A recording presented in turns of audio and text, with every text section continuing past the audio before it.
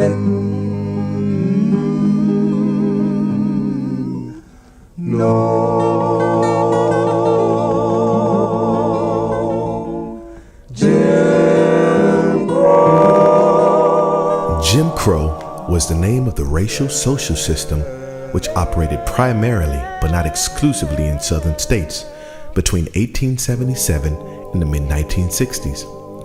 Jim Crow was more than a series of rigid anti-black laws. It was a way of life. Under Jim Crow, African Americans were relegated to the status of second-class citizens. Many Christian ministers and theologians taught that whites were the chosen people, blacks were cursed to be servants, and God supported racial segregation. Craniologists, eugenicists, phrenologists, and social Darwinists at every educational level reinforced the belief that blacks were innately, intellectually, and culturally inferior to whites. Pro-segregation politicians gave eloquent speeches on the great dangers of integration, the mongrelization of the white race. Newspaper and magazine writers routinely referred to blacks as niggers, coons, and darkies. And worse, their articles reinforced anti-black stereotypes. Even children's games portrayed blacks as inferior beings. All major societal institutions reflected and supported the oppression of blacks. Well, a picture of heaven came in my view. Jesus blessed colored white, me and you. Blessed each one in his precious name, because everybody in heaven is treated the same. I saw a host of angels. Morning, and thank you for joining us here at Sojourner's Truth. I'm your host, Ella Baker. Today, I would like to take a look at some key moments in the Jim Crow era. But to understand the roots of the Jim Crow era, we need to welcome our first guest. Thank you for having me. Let's start at the beginning. Can you tell us about your trip on June 7th, 1892? Wow. There's a lot I can say about that day. Okay, so it was a beautiful day. From what I remember, it was a beautiful day, and I decided I wanted to take a trip. So I go to the train station. It's called the Press Street Depot to purchase my first class ticket. I get on the 4:15 train, and I took my seat on board. And out of nowhere, the train conductor, he asked me, "Sir, are you a colored man?" Now, by this time, the train had already started moving. We were already moving, okay? So he asked me if I'm a colored man, and I say yes. And you can take a wild guess. He said I had to go to the colored train, because the trains have different cars. So I had to go to the colored car. Now, mind you, this is 1892, slavery passed a while ago. So we shouldn't be at this point right now. So in my mind, I was mind boggled why he's asking me to move to the colored train. So I refused. I refused to move. So the conductor, he went up to the train engineer, and they stopped the train and went back to the train station. And guess what they did? They got a detective to come and try and get me off to move to the colored train. And I still did not move. I stood my ground. They physically had to force me off that train, and they booked me in the 5th precinct. So, what did you do when you were taken forcibly off a train that you paid a ticket for, and you were rightfully able to take that trip? When they forced you off with that detective, what did you do? How did you react? So there were a number of things went through my mind.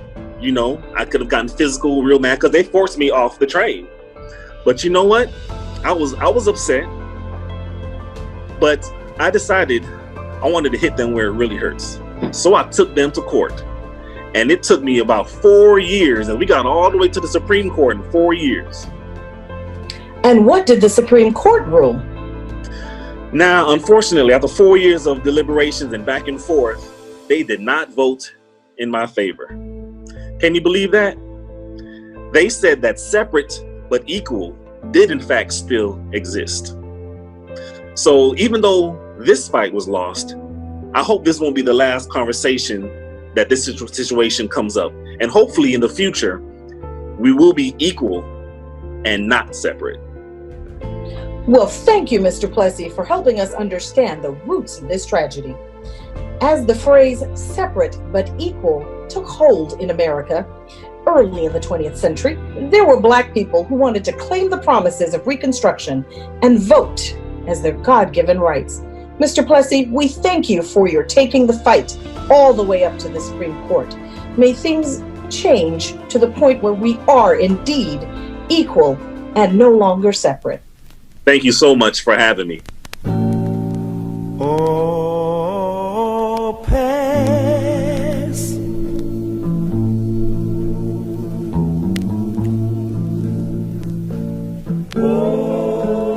Pass me not, oh. Good morning, and thank you for joining us here at Sojourner's Truth. I'm your host, Ella Baker. In 1919, Congress in the United States passed the 19th Amendment, giving women the right to vote. However, women of color were denied their God-given and constitutional right to participate in the voting process. I'm here with 3 women who were denied this important right. So I understand that each of you tried to vote for years, but feel that you've been blocked for illegitimate reasons. Can you expound on that? Yes. Hi, Miss Baker. My name is Annabelle Monroe. Hello, Miss Annabelle. Hi. I was so excited to be one of the first peoples in my family to go and vote. And I heard that you had to take a test in order to read and write, prove that you can read and write so you could go ahead and vote. And I knew I was going to pass because my mom had been teaching me and my brother Bobby since we was 5 how to read and write. But when I got to the testing center to sit down and take my test, I couldn't believe the questions. They were so confusing. I mean, one of the questions says, can you spell backwards forwards? And I didn't understand if that meant to spell forwards backwards. I mean, it was just so confusing. I really think if you don't have proper education, you're not going to be able to pass this test. But you know what? I'm going to take this test again and again until I pass, because I know one day I'm going to be able to vote. I get you, Miss Annabelle. Well, Miss Baker, my name is Miss Catherine Jenkins. Okay, so I'll be honest. First time I went to go vote, that line was so long, I couldn't wait. I had to go home because I had to cook for my brothers and my sisters. So I made sure the second time that I went that I gave myself enough time. And then there was this literacy test. It's just like Miss Annabelle said. Those questions were so confusing, I failed again. So the last time I just went to go vote, which was just a few weeks ago, I went and then they said I had to pay a poll tax. After giving myself the time that I needed to go vote and making sure that I passed the literacy test, who has another $1.50 to pay? I already had to pay for my voter's ID. All I know is I will go again next time we have to vote. I'm gonna make sure I have my $1.50, make sure I give myself the time to vote, and make sure I pass that literacy test. These people won't stop me from voting. I will vote. Now let me tell you, my name is Willa Ann Jones, the granddaughter of Willa Joe, a Civil War veteran. Now, they have something called the grandfather clause, and it exempts me, a descendant of a war veteran, to go ahead and vote. Now, I didn't have to go ahead and take any tests, and I didn't have to go ahead and pay any tolls. So I took my paperwork and I went down to the polls and I was going to vote.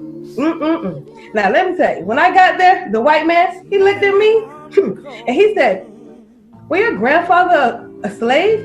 And I said, "Yeah." He said, "Well, let me see them papers." He took my papers and stamped rejected. He said, "Your grandfather was a slave, so you're not able to vote." So just like you guys, one day, I'm gonna vote. So let me understand this.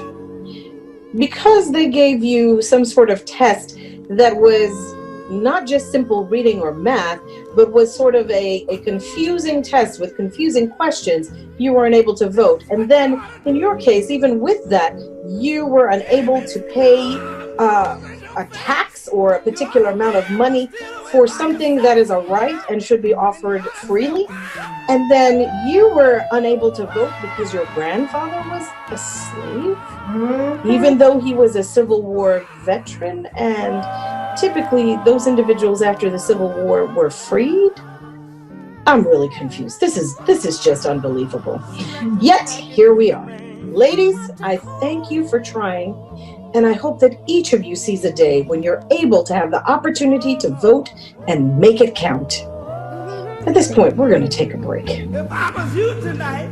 Americans fell in love with the idea of the road trip in the mid-20th century. A growing middle class meant more people had cars and jobs with paid vacation time. And a newly built interstate highway system meant the country was accessible to a big part of the population for the first time. The open road indicated freedom, and traveling by car reflected Americans' image of themselves, self-sufficient, curious, and spontaneous. It was a way for families to spend time together and see the expansive country they called home, to experience America's cultural and natural diversity. Through the 1950s and 60s, the highway became the most common way for American families to travel. Motels and roadside attractions sprang up along the highway to accommodate travelers needing a place to sleep or eat at any point on their journey. But that freedom didn't extend to all Americans. Black motorists were turned away from the roadside hotels, gas stations, and restaurants that had taken over the American landscape. Some places were so hostile that it was unsafe to even get out of the car. Sundown towns forcibly expelled African Americans at night, sometimes violently. Black families had to take prepared food in case they wouldn't find a restaurant that would serve them, extra gallons of gasoline in case filling stations wouldn't sell to them, and even empty coffee tins in case they couldn't access a bathroom. They carried blankets and pillows, knowing that finding a safe place to sleep could mean camping by the roadside or driving long hours into the night, even though they had money to pay for a hotel. Sometimes that distance was fatal. It was the exact opposite of the spontaneous American road trip. But thanks to a Harlem postal worker turned travel agent, knowing where to go wasn't a total shot in the dark. In 1936, Victor Hugo Green collected information on hotels, restaurants, beauty salons, and mechanic shops that would reliably serve African Americans in New York City. He called his travel guide the Negro Motorist Green Book and began publishing an updated version each year. Using his network at the United States Postal Service, which was one of the largest single employers of African Americans at the time, Green put together detailed information on businesses and private homes that would welcome black travelers. The Green Book eventually grew to cover locations in all 50 states and sold ad space to businesses all over the country. With the help of Esso, now ExxonMobil, as a progressive corporate partner and distributor of the guides, around 15,000 copies of the Green Book started selling each year. Victor Green's once 16-page booklet ballooned to over 100 pages and became a staple item for black families who wanted to participate in the joy of cross-country travel. And it turns out that iconic image of the open road, of freedom and family values, would become an anchor in the civil rights movement. Dr. Martin Luther King even mentions it in his I Have a Dream speech. We can never be satisfied as long as our body is heavy with the fatigue of travel, cannot gain lodging in the motels of the highways and the hotels of the cities. The Civil Rights Act ended legal segregation in 1964, and just 2 years later, the Green Book went out of print. It had become obsolete. And as the road cut through the broad plains, you felt the tremendous space all around you, the country rolling out to the horizon, and you rolling with it. It was beautiful, and you sort of sensed the real meaning behind the word freedom.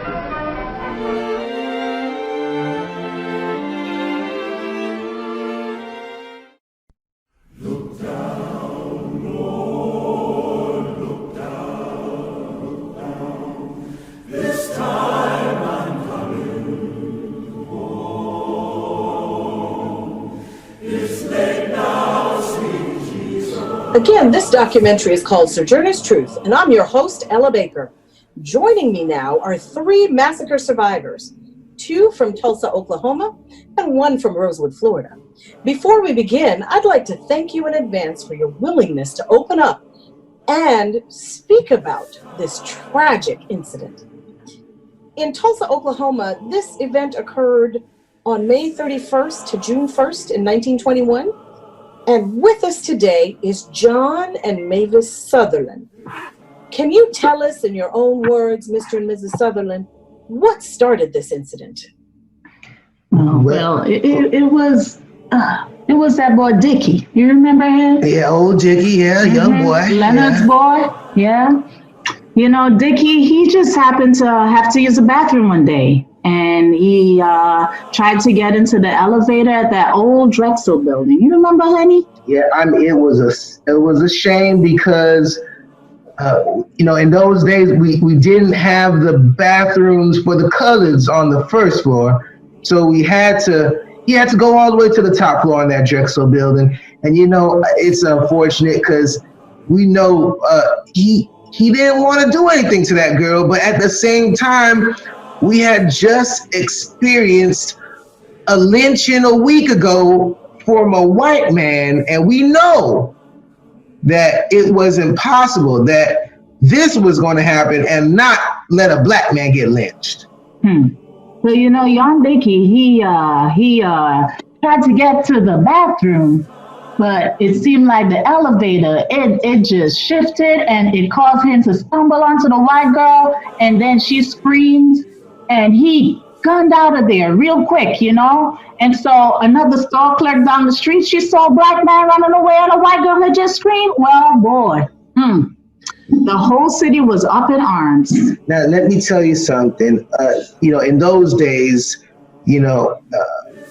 word travels very fast. You hear a black man running down the street after a white girl screamed.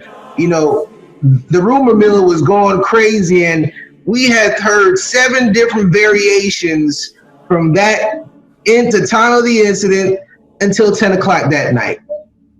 We tried to do whatever we could to quell it, but our cousins, our white cousins, they just weren't going to let it go down. Yeah. So what happened to the affluent Greenwood district of Tulsa, Oklahoma, which was once touted by Booker T. Washington as the Black Wall Street, is that a young man was trying to go to the bathroom, went into an elevator, and then all of a sudden happened to bump into a white young lady who happened to scream.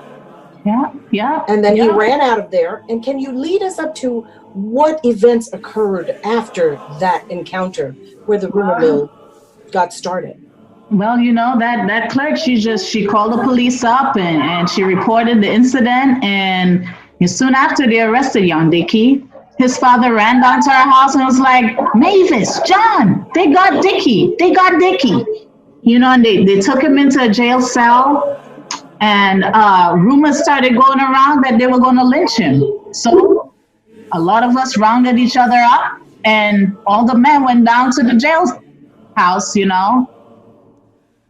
Now, I was one of those 75 men that went to provide my support.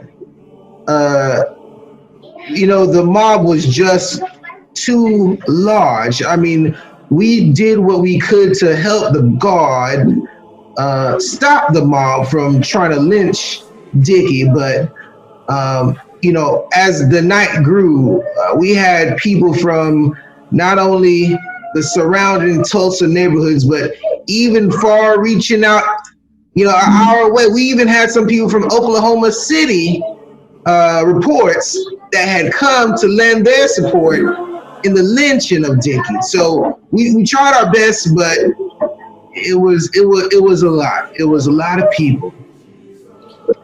So did they lynch Dickie? And then what transpired after Dickie? So they didn't lynch Dickie, but the tensions were high. And a shot rang out in the crowd, and that's when gunfire started being exchanged, and it turned into a riot. Everybody just went crazy. People started shooting and fighting, and it turned into looting. Next thing you know, flying, shooting bullets all over the place. Lord, I was so afraid for my John. How were you able to escape? That's a good question. All we knew, we didn't have enough time to grab our belongings, and we just headed north. We headed north for the farms. Greenwood is right there, just north of downtown. So to run anywhere else would be just running into the mob. So we got our stuff, Mavis and I. We just grabbed whatever we can. She still had on her gown from the night, and we just ran. We ran. Fortunately, we did meet a farmer about 20 miles north of the city, and he was a white farmer, and he was kind enough and gracious to allow us to stay at his farm along with others until we could get on our feet. Yeah, he was nice. What was his name again, honey? I don't remember, but he was a good man. Yeah. This incident was one of the most violent, racially motivated incidents in the United States of America. And it seemed that it was a bloodbath that ensued. How are you all coping with having to move on after this? Well, for years, we never talked about it. If we did talk about it, it was in the confines of our own home. We didn't talk too much about it because we feared what could happen should this be discussed again. We actually decided that we would just rebuild and move on. I mean, think about it. We had multiple business establishments burned down. We had homes destroyed. We had valuable items from homes just taken, and who knows where those reside today. Now, the good book says, "Thou shalt not bear false witness." But in the case of the Rosewood Massacre, Miss Roby Morton can tell you that a lie can lead to the destruction of an entire town. Miss Morton, can you tell us how this happened? It's really hard to say how it happened. I was young then, and we was just living our lives. Nice little town, Rosewood, a few hundred black folks. We was just successful businesses. We had a shoemaker, a doctor, a lawyer, just a regular little town, just living our lives. And there was a white town next door, Sumner. We lived just fine together, no problems. But something happened. It was New Year's Day, and this woman, she said that a black man beat her up in her home. And of course, what they gonna do? They gonna try and find out which black man this is that beat this white woman up in her home. So it was New Year's Day, and the day before, they had just had a KKK rally on New Year's Eve. So they gonna come. They gonna try and find who this is that did this to this woman. And our town just got decimated just for them trying to figure out who it was that beat this white woman up. It just ruined the town. So this was another affluent town that just got totally wiped out by a lie? I tell you, it was a lie. It was a lie. I think this woman didn't want to say what was really happening. She didn't want to say what was really happening. This woman was married. She had 2 kids, but it is said that she actually was having an affair with another white man. And I think they got into a fight, and that man beat her up. Oh my. But how's she gonna say? What's she gonna say? How's she gonna explain to her husband when he come home what happened to her? She not gonna say that it was her man that beat her up. No, sir. So she came up with a lie and said that a black man, and she named the name, Jesse Hunter, that he beat her up. She didn't say the name at first, but they went through and they just ruined the town, went ahead and started burning the church, the homes, the school, the things that we built with all. And what happened to the people of the town? We ran. We did the best that we could. A lot of us ran. They ran to other homes, but they trying to hide. A lot of them just left the state of Florida. They went to Georgia. They went other places. They hid. I know me. And my cousin, we here for days. We didn't know when we was going to be safe to come out. That town that we had,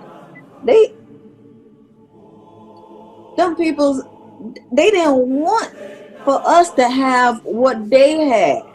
They couldn't stand that the niggas was living next to them that was living just as good, sometimes even better than they did. So they wanted to ruin our town. So we had to leave. And our town, it was never the same. It is told that there were tons of lynchings and there were tons of deaths and killings. How are you dealing with the loss of your loved ones and your family members? You know, my uncle Sam Carter, he found out who the man was that she was with. And he went and he confronted him. And he ended up beating that man up for what he caused to happen in our town. But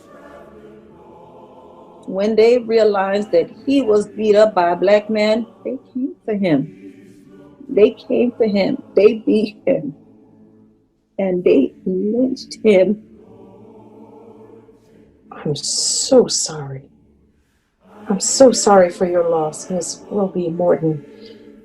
I pray that God give you comfort.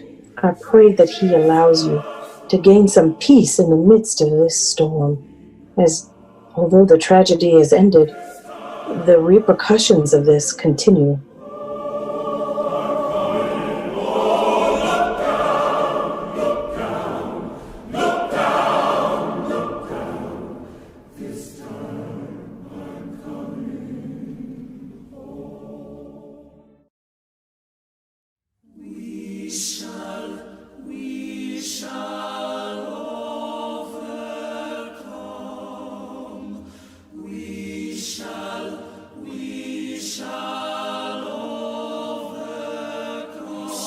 Again, we would like to thank our guests so far for helping us to understand that we've come a long way, but we still have so much further to go.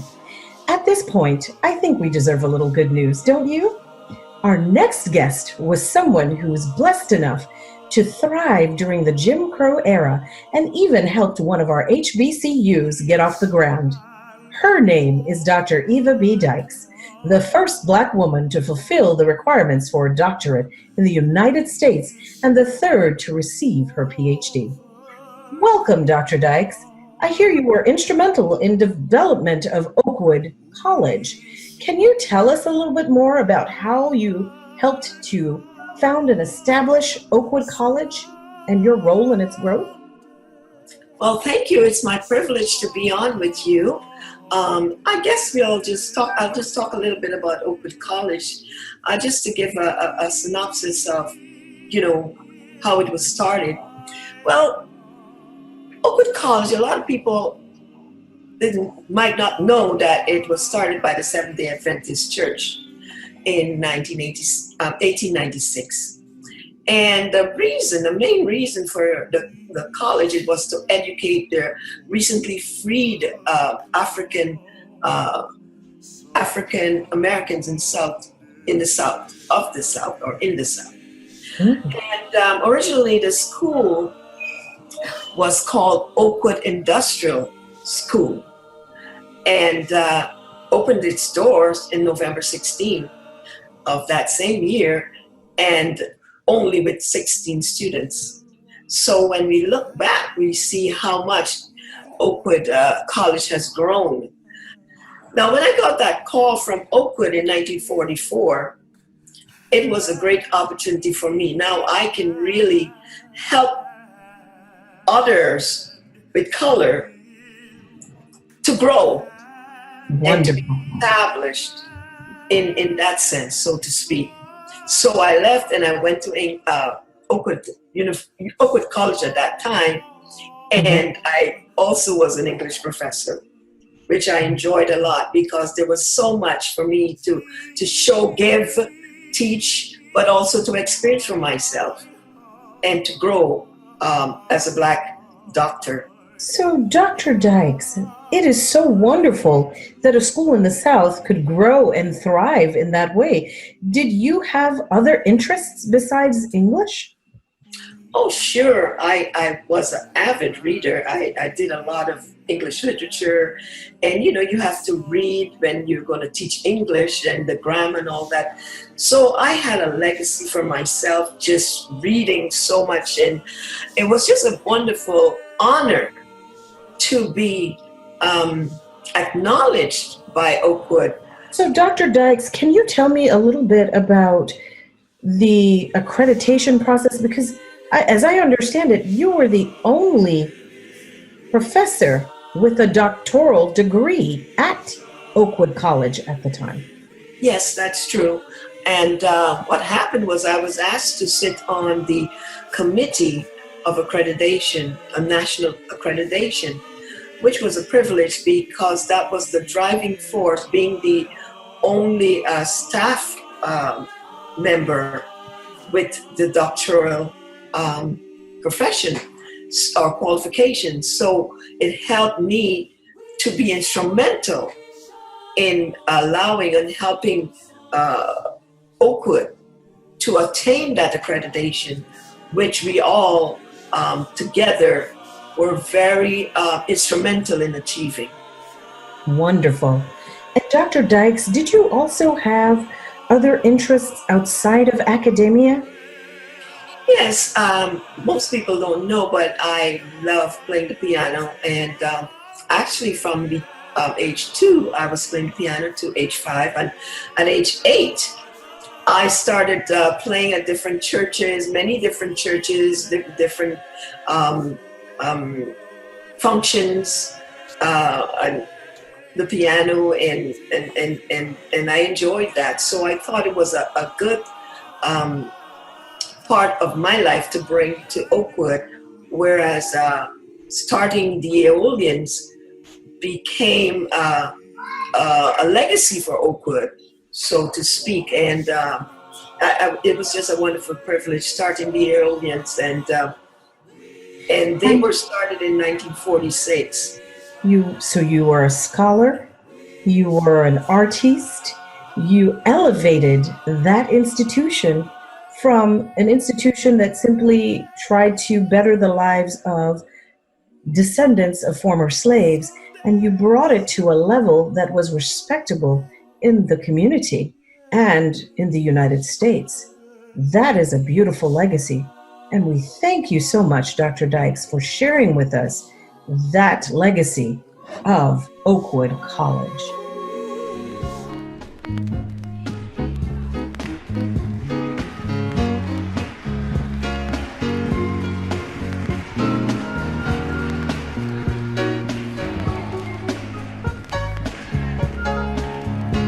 And as we come to our next guest, I don't throw the word hero around very often, though all my guests today are heroes. This man battled the Nazis in World War II, as well as segregated Air Force and his country at home. Please welcome Tuskegee Airman Charles McGee. Thank you for joining us, sir. Well, thank you for having me, Ms. Baker, and thank you for giving me this opportunity to share my story. So many of us are proud of the concept of Black pilots as a unit fighting for our country. But can you tell us what it was like to train? Were they supportive? Well, as you might imagine, the concept of Black pilots was not something that was widely popular in the United States at the time. And for the most part, up until this point, Blacks were denied the opportunity to become pilots. So when that opportunity did present itself, it came with a caveat. The military basically said that without Black mechanics, there can be no Black pilots. Because as you might know, in those days, the military, just like the rest of American society, was segregated. So when the ad came out, I remember my ROTC instructor recommended that I apply to be a pilot and not a mechanic. And it turns out that he was absolutely right, because I took the test and I was able to pass it with flying colors. Eventually, the United States government built a $4 million facility in Tuskegee to train us in Alabama. So I remember being there on that facility, and the first day I got there, I felt in awe. I wasn't intimidated per se, but I did feel a great sense of pride and accomplishment. And you asked if they were supportive.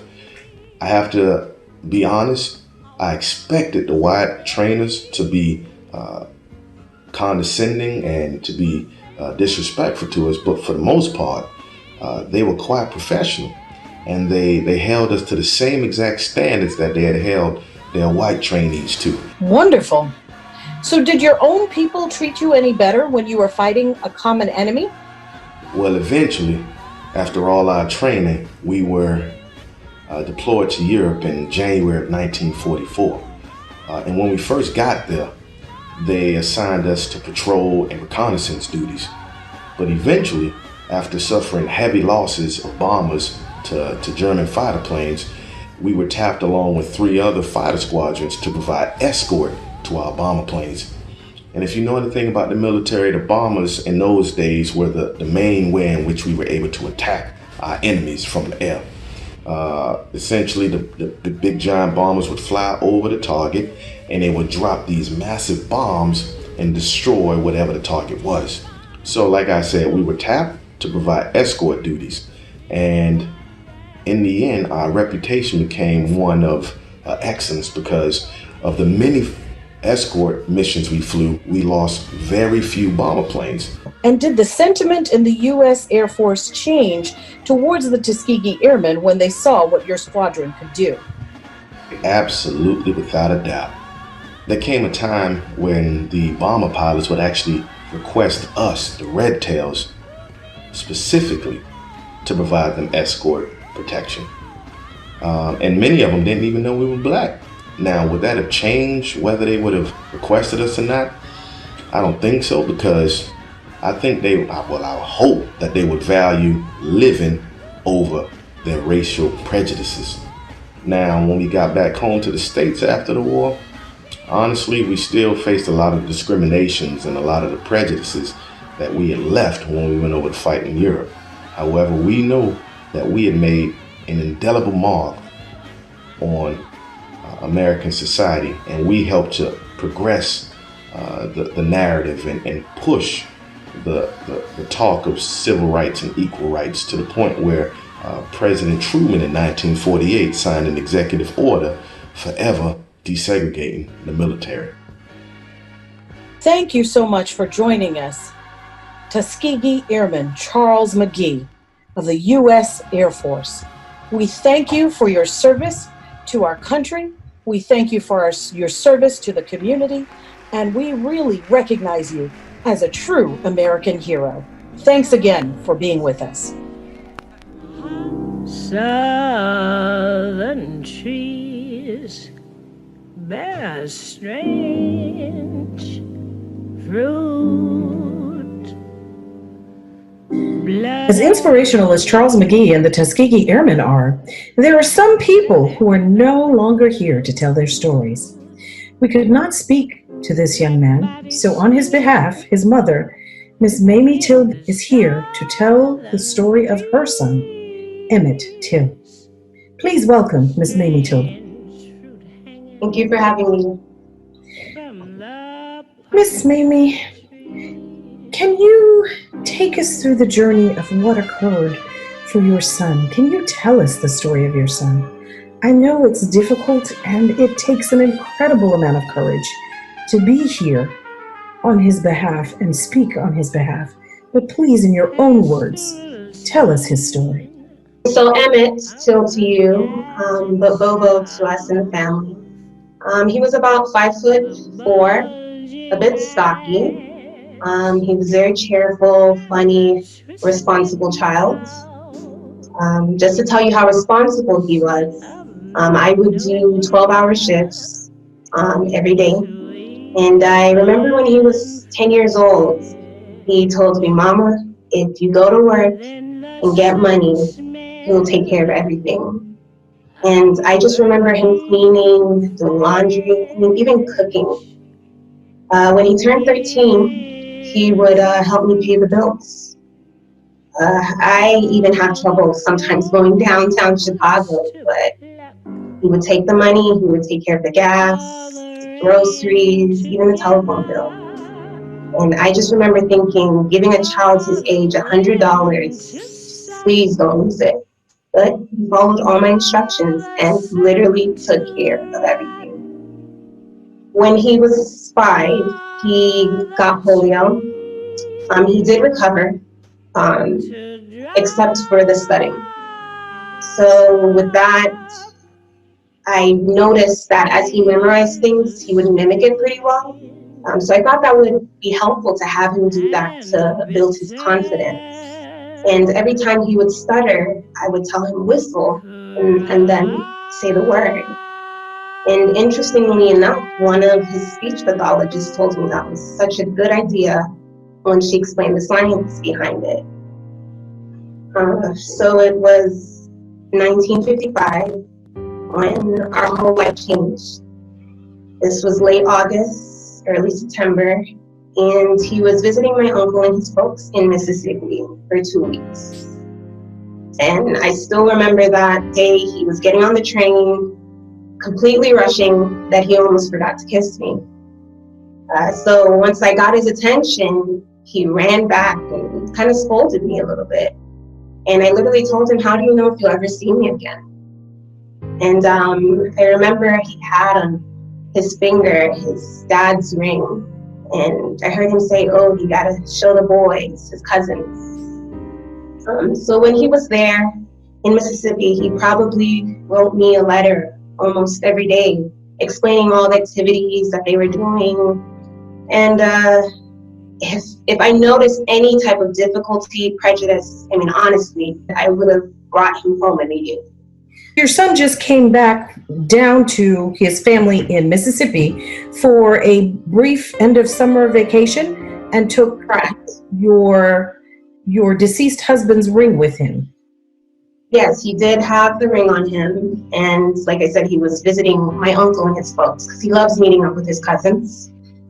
So when Emmett's cousin confirmed that they went into the Bryant store asking for gum, nothing inappropriate happened. So to hear that this white attendant woman would say that my son whistled at her, I was shocked.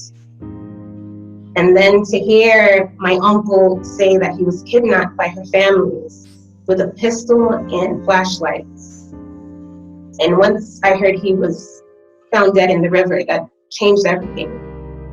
I mean, I know my son, and I've trained him to be very respectful to every human being. And I know there's no way he would have whistled at this lady disrespectfully. If anything, he probably had one of his stuttering episodes.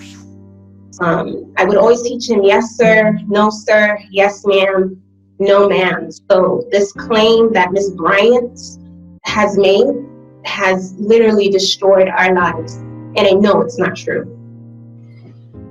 And not only was he found dead in the river, but his body was pretty mangled and his face disfigured. And also this female attendant stated that he made lewd conversation with her and he made advances towards her, even grabbing her by the waist. Is this the character of your son? Do you know? Definitely not. I did not train him that way. It has been nothing but respect. Like I said, for everyone, no matter what race. Yes, ma'am, no, ma'am, yes, sir, no, sir. So I know she has been lying because that is absolutely not the truth. And tell me this, Miss Till Bradley, you made a difficult decision, one that would be gut-wrenching for any mother. You decided to have an open casket funeral. What drove you to decide that this was the best course of action when he had been so maimed and mangled? When I saw my 14-year-old's body in that funeral home in Chicago, I was completely in shock. Because one, this is the realization that he's actually gone. And two, the injuries and wounds were so gruesome and brutal. But strangely, the strength that I built, like steel, I know it's probably partly because of anger of what they did, but it was also because I knew I couldn't break. His teeth, he had such a beautiful smile, and there was only two left. His nose, it looked like someone literally chopped it. His face was split from the back of his head. And to see the hole near his temple, all I was thinking, if this is a bullet hole, did they really have to shoot my son? The pain of losing your only son, I don't wish this on any mother, not even my enemy. But strangely, the strength that I built, like steel, I know it's probably partly because of anger of what they did, but it was also because I knew I couldn't break or allow them to allow this to break me. So really the reason why I did this is so that America's eyes will open, that they would see the inequality and injustice we as Black folks have experienced and are still experiencing now. That they will see that the pure prejudice of evil and discrimination and hate, that they will see what having no rights and unequal rights. To hear the verdict, not guilty, with all the evidence that was in this courtroom is unacceptable. So the people saw what happened to my son. People who never stood up before are standing up now. People have never been vocal are vocal now. And the protests and rallies for our civil rights as Black Americans, I'm glad they're happening, and thousands are being inspired. So what I want people to think and remember is not a heartbroken mother crying for her brutally murdered son because he was born Black. I want America to realize that not only my son's life, but every Black person before him, today, and in the future, that we all matter. I want them to realize that we as Black folks were created just the way God wanted us to be, and that's to be his children. And I think part of what the issue is right now is we're not realizing that. So when God reminded me that he is the ruler of heaven and earth, and that he sees all things, he is the judge. And right is right, and vengeance will be his. Because what the devil meant for evil, I know God is going to use it for good. So if my pain unites this nation, then I know my son's death isn't in vain. I thank you so much, Miss Mamie Till, for being here, for sharing your son's story, and for your strength, courage, and tenacity. And not only is America watching, I believe the world is watching. And perhaps out of this tragedy, some positive change will occur. Thank you so much for sharing. Thank you for being here.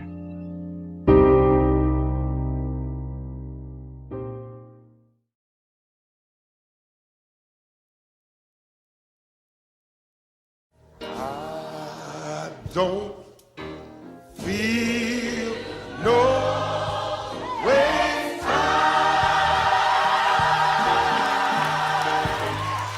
I've come too far.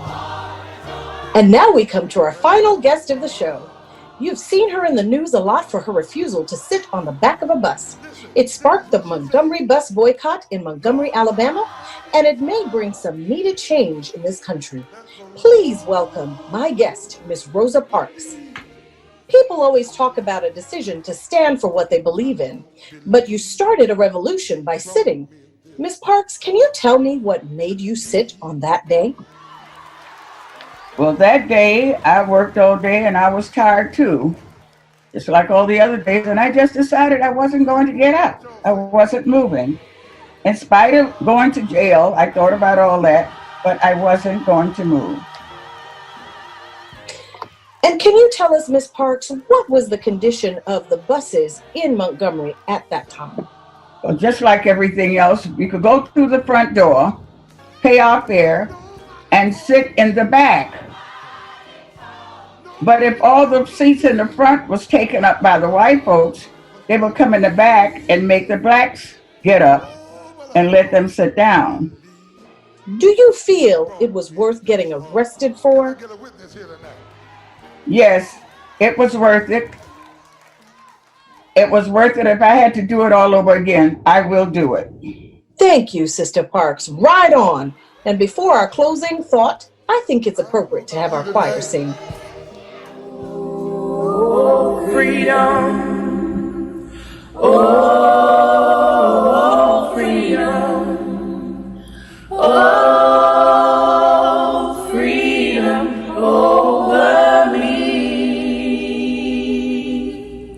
And before I be a slave, I'll be buried in my grave and go home to my Lord and be free. No more weeping, no more weeping, no more weeping over me.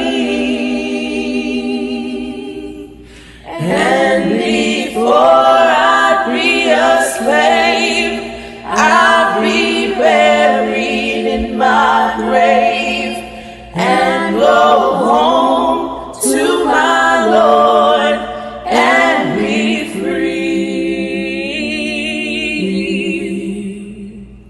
Oh, freedom. Oh, freedom. Oh, freedom over me. And before I be a slave, I'll be buried in my grave and go home to my Lord and be free. And before I be a slave, I'll be buried in my grave and go home to my Lord and be free.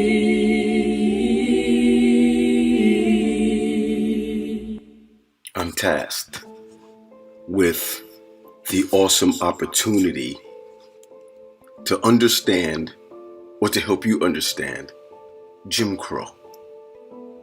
Jim Crow laws. What are Jim Crow laws? And does it affect me today, or was it just something in the past? Do I realize that back then, Jim Crow laws were put in order to make sure that I stayed in my place? You know, when I look at these laws, I recognize that they're local laws that enforce racial segregation in the southern United States.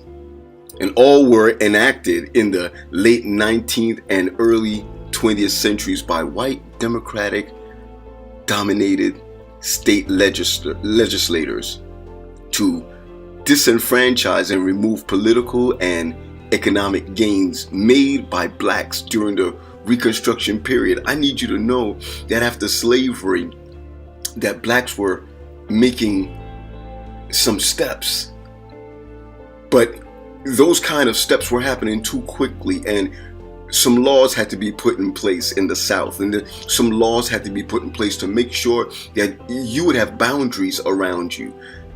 Jim Crow laws began in 1877 when the Supreme Court ruled that states couldn't prohibit segregation on common modes of transportation such as trains and streetcars and riverboats. But then later in 1883, the Supreme Court overturned specific laws of civil rights, saying that now we can be separate but equal. Separate but equal when God made everyone equal. Separate but equal. We're equal, but then we're separate. That means they separate us from what's good, or separate us from what can make us great. Separate us from schools. Separate us from churches. Separate us from libraries. Separate us from the movie halls. Separate us in such a way where only white people can wash their clothes at a certain place, or only certain people were able to get a job in certain places. We couldn't watch movies together. No, we had our own theater, while other people were able to drink from fountains, and we had our own fountains to drink from. Separate but equal. Oh, I want you to understand that by the 1890s, the expression Jim Crow was being used to describe laws and customs aimed at segregating African Americans and others. These laws were intended to restrict social contact between whites and other groups, and to limit the freedom and opportunity of people of color. You see, limiting, those words like restricting, those words like boundaries were set up so that you couldn't have economic power, so that you could not have equal rights, so that you could not vote, or so that you could not be in a place where you can take off and be where God wants you to be. Oh, I'm declaring to you right now that too often, even today, we're shouting Black Lives Matter, because before we didn't matter. We didn't matter, so there were laws put in place so that you would not matter. But you didn't matter to them, but you mattered to God. Can you imagine? We can't swim where others swim. We can't drink where others drink. We couldn't do all of these things simply because we were put in a place, because we needed to be put in our place. Without Jim Crow laws, then black people and people of color or brown people would be able to set up banks and set up school systems, set up homes and set up communities. Without Jim Crow, then it wouldn't be the colored waiting room, that maybe it would be a united waiting room. And maybe we have reached where we ought to reach as it relates to laws. But are we still free yet? Are we still shouting Black Lives Matter? Do we still have equal rights? Is there still boundary lines? Are people still redlining even though laws are passed? The mindset of the Jim Crow era still hits us today. The mindset of it still hits us today. And maybe, just maybe, these Jim Crow laws did its best, not only back then, but still on us today. Today, we have a different kind of lynching. Today, we have a different kind of redlining. Today, we have a different kind of boundary system. Maybe not called Jim Crow, but maybe called something else. Maybe it's injustice. Maybe it's to make sure that rights are only for certain people and not for others. But people are still being lynched. People are still being held down. People are still being arrested. People are still being stopped. And the song that was so eloquently written by Abel Meeropol, and the song that was eloquently sung by Billie Holiday, still has an effect on us today. The song talks about during the Jim Crow era and even before, that our men, our boys, our people looked like strange fruit hanging from trees. Yet we ask the same question, do we still have equal rights? Yes, the Jim Crow laws are done away with, but is the Jim Crow mentality done away with?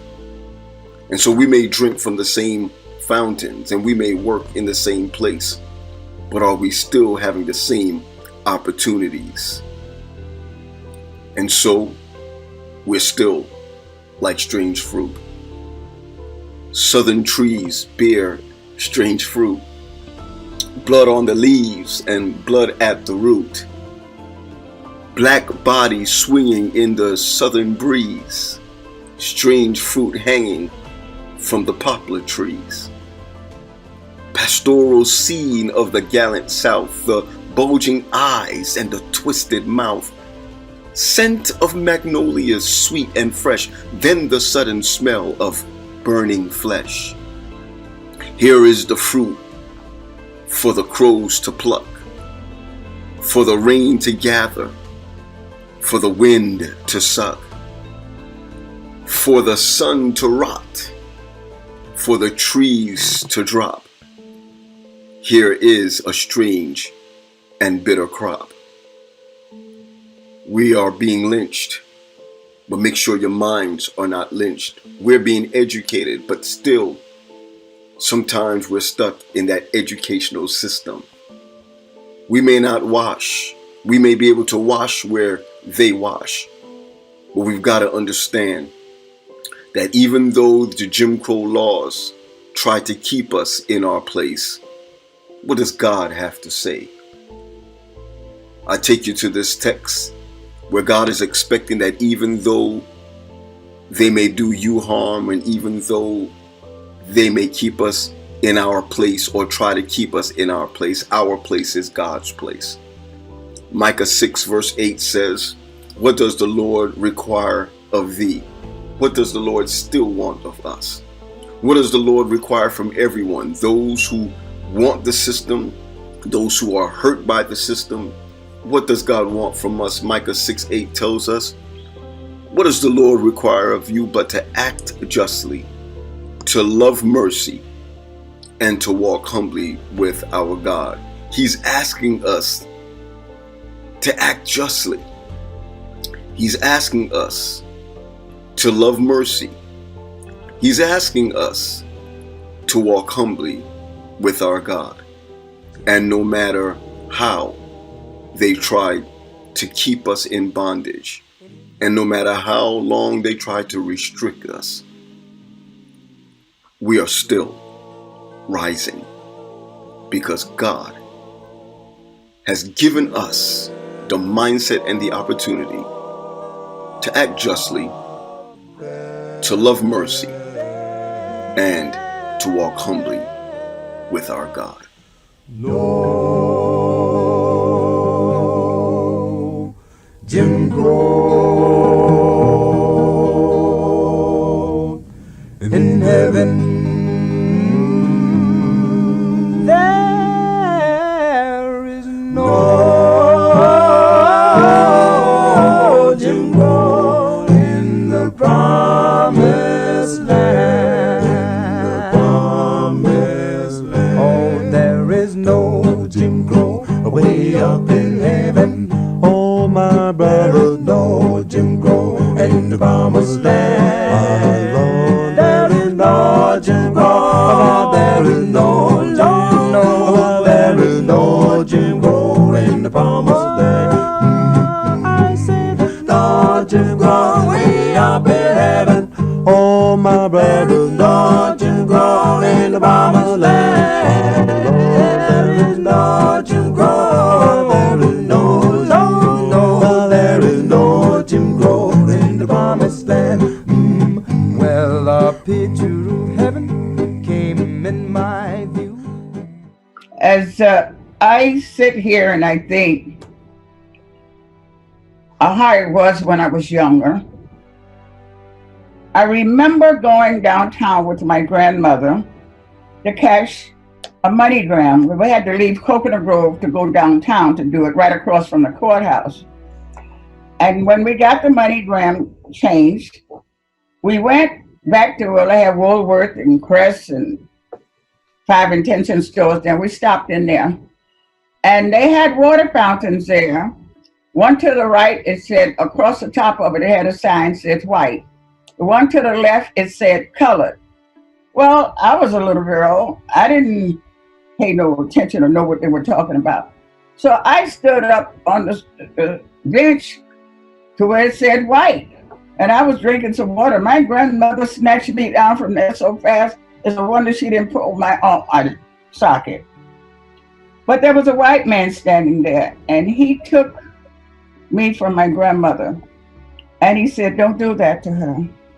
He lifted me up and he turned on the water. He said, drink as much as you want, because the water here, which says white, tastes just like the water that says color. But the difference was, there was a lot of people waiting to the colored line, and there was nobody at the white line. So I just got some water. Then too, if you was downtown Miami, and if you had to go to the bathroom, there was nowhere for you to go. If you was a long way from the courthouse, you just pray and hold it till you got to the courthouse, and you had to go down in the basement to use the bathroom. We could go in the stores to buy shoes, but we weren't able to try them on. And they would slip us, being black, in the back of the store and let us try the shoes on. Because if the white people saw us put our foot in the shoe, they won't buy them. And it was just a trying time. Our young people today don't know just what we went through back in the day. Because I do remember, I went to the jailhouse twice. I was not locked up, but what some white women called me, I beat them up. And it took me and the white woman to the jailhouse. I talked to the desk sergeant, told him what had happened. So he told me, go on back to your job. The white ladies, I'm sure they let her go too, but twice I was taken to the jailhouse downtown Miami, but never was locked up. What did they call you? Well, I was working in the DuPont Plaza downtown Miami, and I was vacuuming the floor, and multi-rich people were coming in there, and I would be saying, be careful, don't trip over the cord. And one lady tripped over the cord and fell. And she started calling me all kind of names and telling me they should send me back to Africa to swing through the trees with the rest of the apes. And I took a broom I had and I beat her till they stopped me, and we both end up to the jailhouse. I told the desk sergeant what happened. He says, you told this lady that? She said, yes, she should be back in Africa. And I hit her again. Wow. And he told the police, take her back over to Lily James. That was the name of the boutique. Mm-hmm. And I didn't see that lady again. The second time I went, I was in South Miami on an Easter Sunday morning, taking my oldest child to see his grandmother in Richmond Heights, and it had been raining. And we waited for the rain, and when the bus did come, this white lady came up and she pushed me, and my baby fell down in the mud. Oh, and his white suit. And I said, if you wanted to get on the bus that bad, I would have gotten out the way. She said, oh, shut up, you can't hurt a nigger, no way. She never should have said it, because I ended in the jailhouse again. And I told him what happened, and the sergeant said, well, where's the baby? I was fighting, so I forgot my baby was on the curb. He sent the policeman back over to bring my baby. And he told me, he says, go back and get this baby out of the wet clothes, and we'll take care of that. That was the 2 incidents I've had with them. It was more, but it's too much to talk about. But I will tell you one more. I was working with a lady one time, ironing her clothes in her garage. And she called me, she said, she had gone away, and I got thirsty, so I went in the kitchen to get a glass. So I saw a can of Alpo dog food on the shelf, one can. And I searched until I found a glass, and I got some water, and I drank the water and went back to ironing. And later she came up, so she said, Francine, the lunch is ready. I went in there, that lady had opened that can of Alpo dog food, made me a sandwich with lettuce and tomatoes, a boiled egg, and a Coke. I looked in the garbage can, the empty can was there. She had no dogs now. I looked in a refrigerator, the rest of the dog food was in a container. Balance of it was in the sandwich. I ate the boiled egg and drank the Coke. So later on she came out there, she says, oh, Francine, I fixed this delicious sandwich for you and you did not eat it. I says, no, I'm black and poor, but I've never had to eat dog food. She says, but that's not dog food. I would not have done that to you. I said, you just did it. The empty can is in there. I saw it up on your shelf. The remainder is in your refrigerator in a container. So the rest of it's in the sandwich. So if it's so delicious, you eat it. So the next day was payday. And when I went to work, I had made a nice salad garnished with shrimp and whatnot, very pretty. And I asked her, could I put it in her refrigerator? And she told me yes. But I had wrapped it over good with saran wrap. If she had taken it off, I would have known it was disturbed. So I heard her hollering again, oh, Francine, what a beautiful salad, what a beautiful salad. I said, thanks. I went on doing what I was doing. So when I went in to eat, she came in, she said, Francine, it's so beautiful. Please just let me taste it. I gave her part of it. I do believe the lady wanted to ask me how could I afford to eat shrimp and she didn't have any in her refrigerator. Well, at the end of the day, she paid me. And I told her about the electrician that had come there to work. And he was trying to get me to go to bed with him and what I told him. She told her husband, but then she told me, well, at least Francina, somebody wanted you. I said, what? And she repeated it. I said, I wasn't going to say anything to you. But you remember Thursday when you left early and your husband was here by himself with me?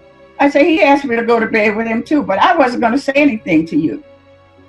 I said, but he was the first one to ask me that. Her mouth fell open. I snatched my money out of her hand, ran out of the house. I lied on the man because the man never said a word to me. But I had to say something back to her, and that's what came to my mind. I left there, and I decided it's time for me to go back to school because I'm going to go to jail, and I'm going to spend some time in jail with these white folks.